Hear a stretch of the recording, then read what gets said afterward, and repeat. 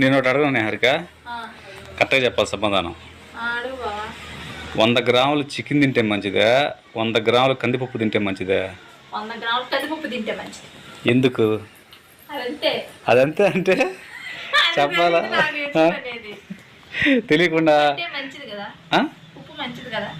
పప్పు మంచిదే, అదే ఎందుకు అని కారణం తెలియాలి కదా.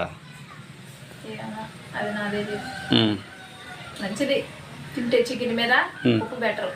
కందిపప్పా? ఎందుకు చెప్పమంటావా? ఫ్రెండ్స్, మీకు తెలిసి ఉంటుంది కొంతమందికి తెలియకపోవచ్చు. 100 గ్రాములు మాంసం తింటేనంట 109 క్యాలరీస్ శక్తి వస్తుందంట. అదే 100 గ్రాములు కందిపప్పు తింటే 300కి పైగా క్యాలరీస్ శక్తి వస్తుందంట.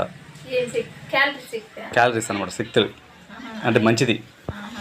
కాబట్టి ఒకవేళ మీకు తెలుసుంటే